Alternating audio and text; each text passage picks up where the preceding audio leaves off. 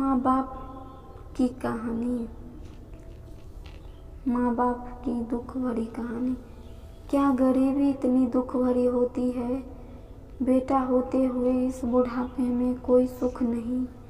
Ramu rickshaw चलाते चलाते सोचे जा रहा था, भगवान मेरे जैसे किस्मत, मेरे जैसा बेटा किसी को न देना। दिन भर रिक्शा खींचते खींचते पसलियों में दर्द हो गया, भूख भी जोरों से लग गई। रामू थक कर हार चुका था। रिक्शा घर की तरफ मोड़ लिया।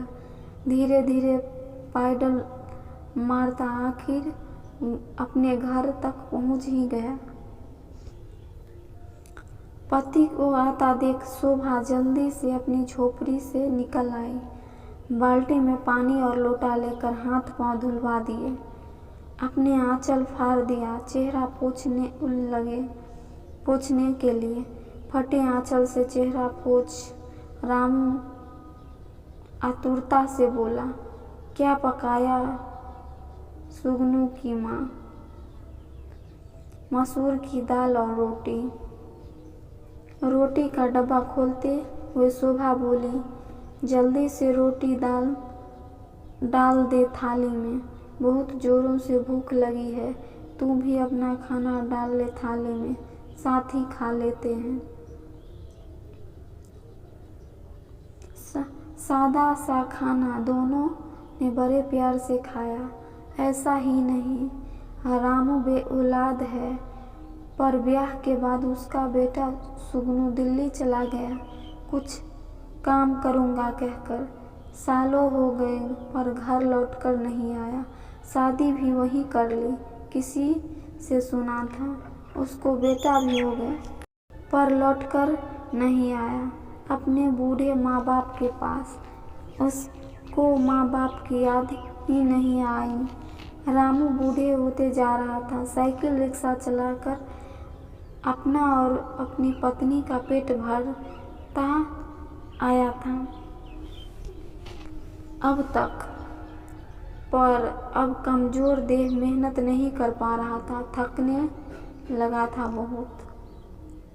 पहले शोभा भी घरों में काम करने जाया करती थी, पर अब वो भी कमजोर हो चुकी थी। चलते चक्कर आ जाते थे उसे, तो रामू ने उसे मना कर दिया कहीं भी जाने से।